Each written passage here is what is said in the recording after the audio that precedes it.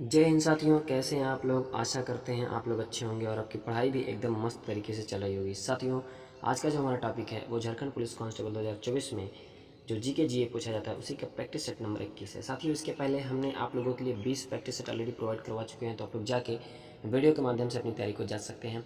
और साथियों, important point ये है कि आपकी फिजिकल जो मंथ है वो आ गया है। जुलाई मंथ में आपकी जो फिजिकल है वो संभावित है। ठीक है, तो आप लोग अपनी तैयारी को बरकरार रखिए और दौड़ते रहिए। डेट कभी भी आ सकती है। ठीक है, तो आइए स्टार्ट करते हैं वीडियो को बिना देरी किए हुए। निम्नलिखित में से किस नृत्य शैली का उल्लेख व्यवहार माला नामक प्राचीन ग्रंथ से मिलता है। किस नृत्य शैली का उल्लेख? सत्रिया नृत्य, मोहिनीअट्टम, मणिपुरी, ओडिसी। तो मोहिनी अट्टम आपका राइट आंसर होगा। ठीक है, मोहिनी अट्टम नृत्य शैली का उल्लेख व्यवहार माला नामक प्राचीन ग्रंथ में मिलता है। ठीक है, मोहिनीअट्टम केरल का लोक नृत्य है। मोहिनी भगवान विष्णु के एक अवतार के नृत्य को व्यवहारमाला 1709 में मझ मगलम नारायणन नामपुती द्वारा लिखित और घोष यात्रा बाद में कवि कुंजन नाम्बियार द्वारा लिखित के प्राचीन पाठ में उल्लेख किया गया है। ओडिसी उड़ीसा, इसमें दो प्रमुख आसन शामिल हैं, त्रिभंगा और चौक। ठीक है, अगला प्रश्न है, भारत में राष्ट्रीय मतदाता दिवस को मनाया जाता है 26 मार्च को, 24 फरवरी को, 27 दिसंबर को, 25 जनवरी को। तो भारत में राष्ट्रीय मतदाता दिवस कब मनाया जाता है? तो 25 जनवरी को मनाया जाता है। ठीक है, 25 जनवरी आपका राइट आंसर होगा।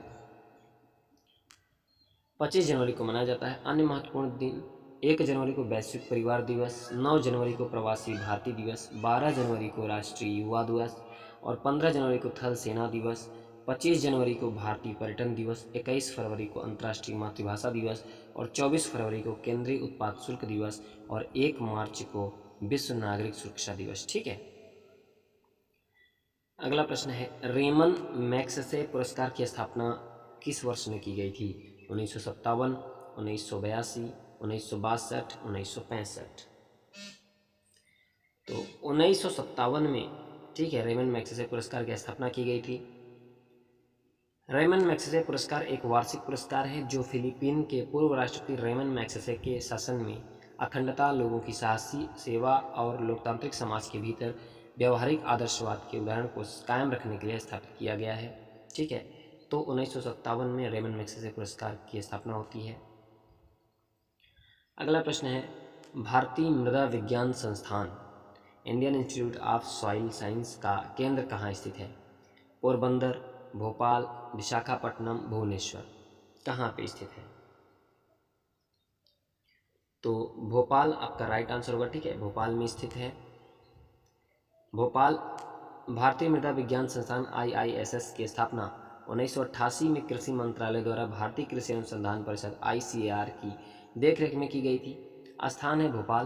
भारतीय चावल अनुसंधान संस्थान है हैदराबाद। भारतीय गेहूं और जौ अनुसंधान संस्थान है करनाल में। ठीक है,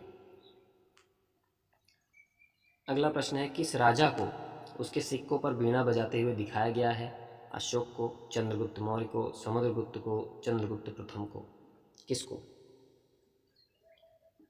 तो समुद्रगुप्त को। ठीक है, समुद्रगुप्त आपका राइट आंसर होगा। समुद्रगुप्त को उसके सिक्कों पर वीणा बजाते हुए दिखाया गया है। समुद्रगुप्त जो है वो गुप्त वंश का शासक था। इसको अनेक सिक्कों पर वीणा बजाते हुए चित्रित किया गया था। इन्हें भारत का नेपोलियन कहा जाता है। इन्हें कविराज की भी उपाधि दी गई है। ठीक है, समुद्रगुप्त को। अगला प्रश्न है, भारत के किस राज्य में निंगथौजा वंश का शासन था? मणिपुर, हरियाणा, गुजरात, असम। तो किस राज्य में निंगथौजा वंश का शासन था? तो मणिपुर आपका राइट आंसर होगा। ठीक है, मणिपुर में निंगथौजा वंश का शासन था। इसमें 125 विस्तारित परिवार हैं। यह स्पष्ट रूप से 33 ईस्वी में राजा नोंगडा लारेन पखंगबा द्वारा स्थापित किया गया था। ठीक है, तो राजा का नाम है ये नोंगडा लारेन पखंगबा। ठीक है, अगला प्रश्न है, विधवा पुनर्विवाह संघ 1861 के संस्थापक कौन थे? महादेव गोविंद रानाडे, RG भंडारकर, आत्माराम पांडुरंग, राजा राम मोहन राय। कौन थे भाई विधवा पुनर्विवाह संघ के संस्थापक? तो महादेव गोविंद रानाडे जी थे विधवा पुनर्विवाह संघ 1861 के संस्थापक। ठीक है, महादेव गोविंद रानाडे 1842 से 1901, उन्होंने इसे प्रोत्साहित करने और लोकप्रिय बनाने के लिए 1861 में विधवा विवाह संघ की स्थापना की। ठीक है, अगला प्रश्न है, भारतीय संविधान की कौन सी विशेषता देश में सरकार के एक से अधिक स्तरों के अस्तित्व का उल्लेख करती है? कट्टरवाद, संघवाद, उदारवाद, धर्मनिरपेक्षता।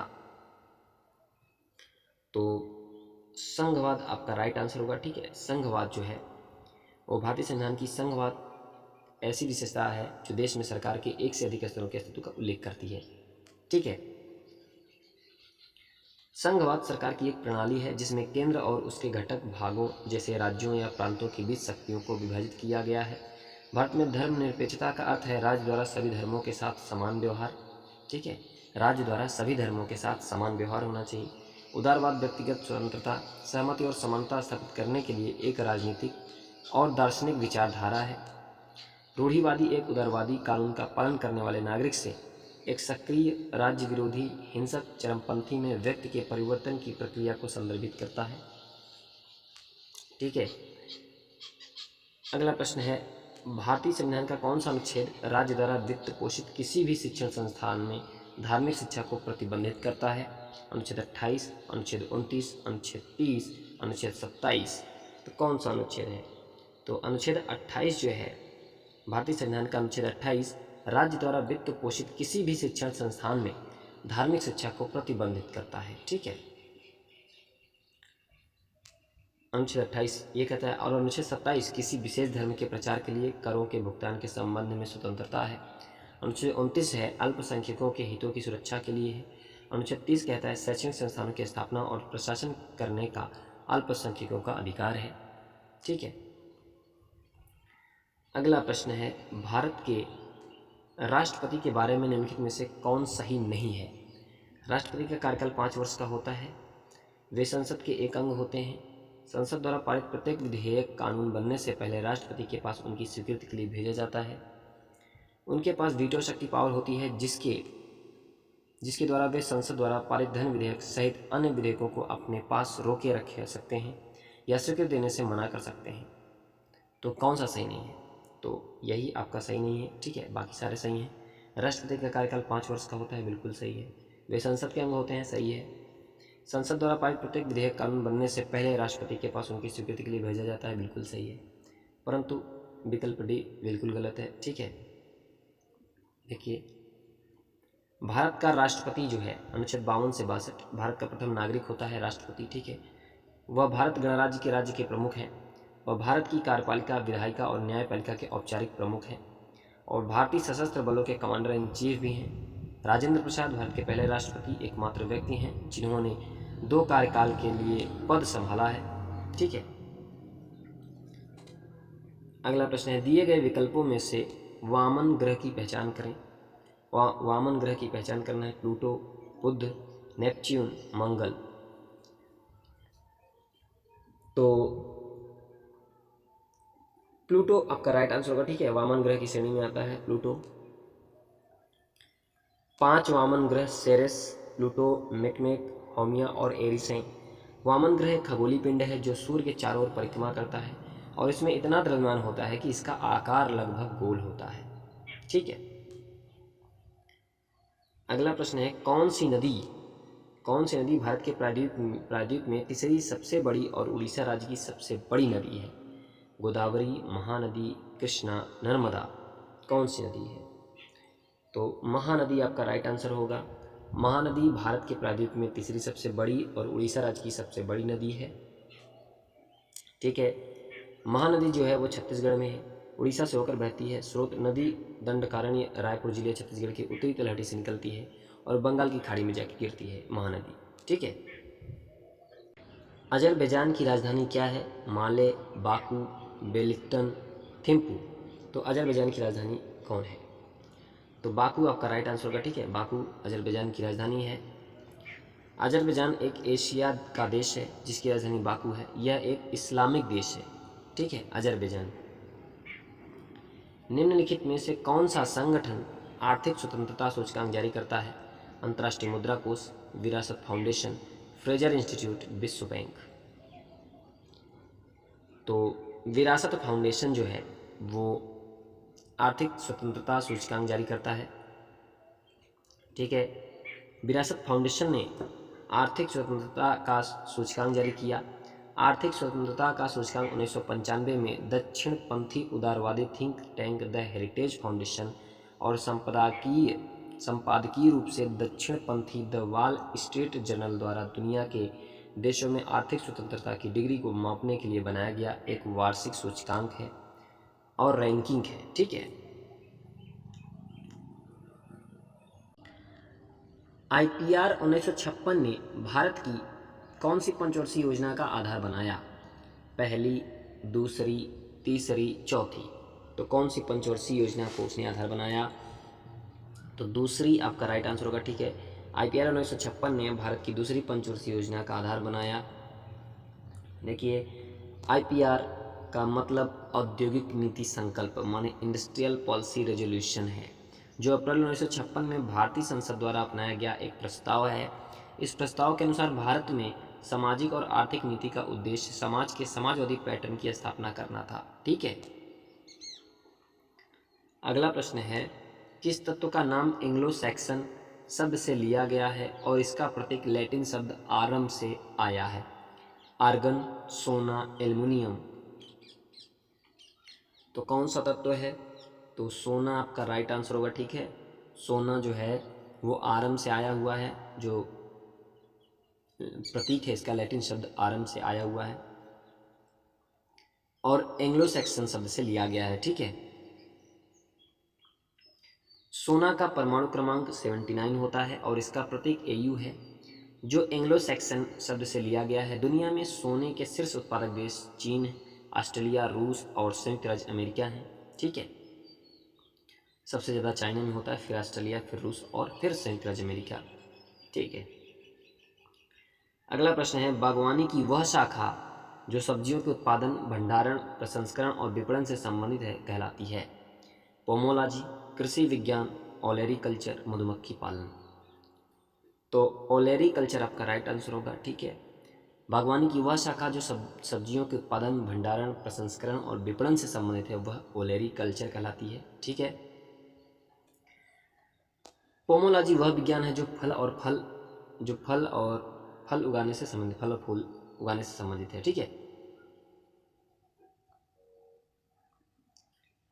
अगला प्रश्न है, बेरी जो रोग है किसकी कमी से होता है? Vitamin D, vitamin C, vitamin B1, iodine. तो जो बेरी रोग होता है वो विटामिन B1 की कमी से होता है, ठीक है। विटामिन B1 का जो वैज्ञानिक नाम है वो थायमिन है। रोग होते हैं बेरी नसों, मांसपेशियों, हृदय और मस्तिष्क को प्रभावित करता है। वर्निक कोर्साकॉफ, ठीक है, सिंड्रोम एक मस्तिष्क विकार है।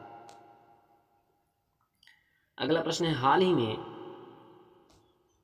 96वें ऑस्कर पुरस्कार में सर्वश्रेष्ठ फिल्म का पुरस्कार किसे मिला है? Poor things, Oppenheimer, the hold overs, anatomy of A fall. तो किसे मिला है 96वां ऑस्कर पुरस्कार में सर्वश्रेष्ठ फिल्म का पुरस्कार? तो ओपेनहाइमर आपका राइट आंसर होगा। इन्हीं को मिला है 96वां ऑस्कर पुरस्कार, ठीक है। हाल ही में भारत सरकार ने किस देश में स्थित सिटवे बंदरगाह के परिचालन अधिकार हासिल किए हैं? मालदीव, श्रीलंका, म्यांमार, बांग्लादेश। तो हाल ही में भारत सरकार ने किस देश में स्थित सिटवे बंदरगाह के परिचालन अधिकार हासिल किए हैं? तो वो म्यांमार देश है, ठीक है। भारत सरकार ने म्यांमार देश में स्थित सिटवे बंदरगाह के परिचालन अधिकार हासिल किए हैं, ठीक है। हाल ही में भारत सरकार ने म्यांमार में स्थित सिटवे बंदरगाह के परिचालन अधिकार हासिल किए हैं। अगला प्रश्न है, हाल ही में किसने IPL 2024 का खिताब जीत लिया है? SRH, KKR, RCB, RR। तो किसने जीता है IPL 2024 का खिताब? तो KKR ने जीता है, ठीक है। किसने जीता है? KKR ने। देखिए, KKR माने कोलकाता नाइट राइडर्स ने हाल ही में IPL 2024 का खिताब अपने नाम किया। ये टीम तीसरी बार चैंपियन बनी है, ठीक है, KKR। झारखंड राज्य विश्व के मानचित्र पर अवस्थित है, उत्तरी गोलार्ध में, दक्षिणी गोलार्ध में, दोनों गोलार्ध में, या इनमें से कोई नहीं। तो किस जगह स्थित है? उत्तरी गोलार्ध आपका राइट आंसर होगा, ठीक है। झारखंड राज्य विश्व के मानचित्र पर उत्तरी गोलार्ध में अवस्थित है, ठीक है। अगला प्रश्न है, निम्न में से किस भारतीय भाषा में झारखंड शब्द का शाब्दिक अर्थ जंगल झाड़ी है? कुड़माली, संथाली, हिंदी, अंग्रेजी। तो किस भारतीय भाषा में झारखंड शब्द का जो शाब्दिक अर्थ होता है वो जंगल झाड़ी है? तो कुड़माली आपका राइट आंसर होगा, ठीक है। कुड़माली जो भाषा है उसमें झारखंड शब्द का जो अर्थ है वो जंगल झाड़ी है, ठीक है। अगला प्रश्न है, छोटा नागपुर झारखंड का लगभग कितने प्रतिशत भाग को घेरे हुए है? 50%, 60%, 80% और 70%। तो जो छोटा नागपुर है वो झारखंड को लगभग 80%, ठीक है, 80% भाग को घेरे हुए है, ठीक है। अगला प्रश्न है, निम्न में से किसके शासन काल में भारत आए चीनी यात्री फाहियान उस शासक से संथाल परगना साहेबगंज में मिला और झारखंड को कुक्कुट लाड से संबंधित किया? कौन सा, किसके शासनकाल में ऐसा हुआ? समुद्रगुप्त, चंद्रगुप्त द्वितीय, विक्रमादित्य, कुमारगुप्त, स्कंदगुप्त। तो चंद्रगुप्त द्वितीय विक्रमादित्य के शासनकाल में भारत आए चीनी यात्री फाहियान उस शासक से संथाल परगना साहेबगंज में मिला और झारखंड को कुक्कुट लाड से संबंधित किया, ठीक है। तो चंद्रगुप्त द्वितीय विक्रमादित्य। चंद्रगुप्त द्वितीय विक्रमादित्य के शासनकाल में भारत आए चीनी यात्री फाहियान उस शासक से संथाल परगना साहेबगंज में मिला और झारखंड को कुक्कुट लाड से संबंधित किया, ठीक है। तो साथियों ये थे आपके 25 प्रश्न। 25 प्रश्न में आप कितना कर पाए हैं कमेंट करके जरूर बताइएगा। अगर वीडियो पसंद आई हो तो आप लोग एक लाइक और चैनल को सब्सक्राइब जरूर करिएगा साथियों, और अपने दोस्तों तक शेयर जरूर करिएगा। तो साथियों तब तक मिलते हैं अगली वीडियो के साथ। नमस्कार, वंदे मातरम, जय हिंद।